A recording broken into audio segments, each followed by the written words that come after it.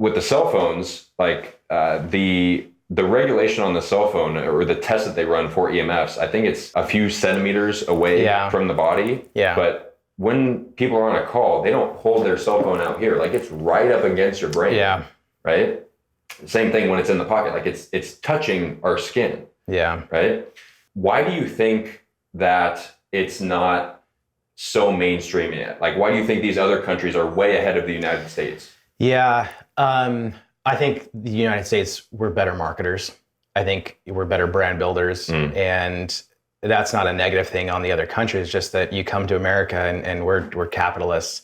And I think anywhere that you see an asymmetry of dollars being spent on marketing, you're probably going to have a little bit of a problem. And so when you rewind back to, let's say, when cell phones were starting to come on the scene, and then you had this group of EMF people saying, hey, there might be a problem here.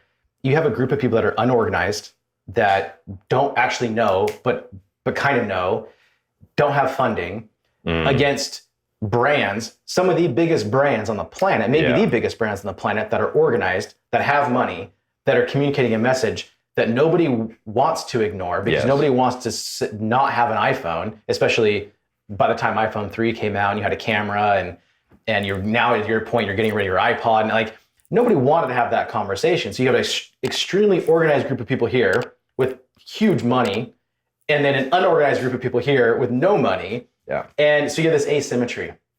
And I think we're still dealing with that. I think, decades later, we're still having asymmetry. We have more desire to have this technology and products than we ever have. And it's only growing. I mean, everything's connected. Again, I'm talking about, let's say, early 2000s when nothing was connected and virtually everything is connected. Yeah. And so who wants to go back? So of course, it's going to be a hard conversation. And so I think that's why. Now, I think you have more people.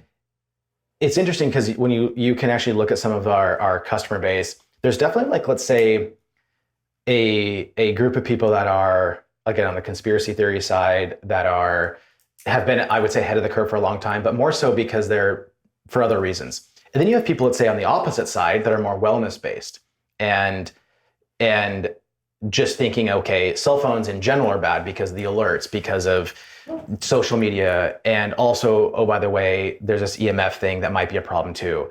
And so you have these like completely polar ends of thought, but both are arriving at the same conclusion, which are, we should maybe pay attention to this. And it's just growing. Those polar ends are growing, that it's now moving, I would say, more center.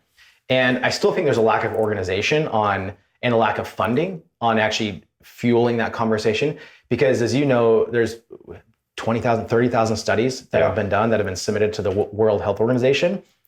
So say what you want about the World Health Organization, you could blame them and say, why aren't you at least putting this out there? Because you committed to doing it 10, 20 years ago and you haven't done it yet. You have it all, but it's not out there. But the bottom line is there's 30,000 studies. So, and none of them are pointing to saying, hey, this is super, like, we're completely fine. Like, no one's saying that. As a matter of fact, there's not one study that says conclusively we're safe. Yes. Just same way that you read a study that says conclusively this is going to cause harm, because science doesn't work that way where you can say that. And if you talk to any scientist, they will pretty much never say with 100% certainty that something is anything. And so it always ends with more research needs to be done, more science needs to be done. So even those 30,000 studies, pretty much all of them will say more research needs to be done. So people take that as like, oh, not convinced. Well, on the other hand too, it's like none of them say it's safe either.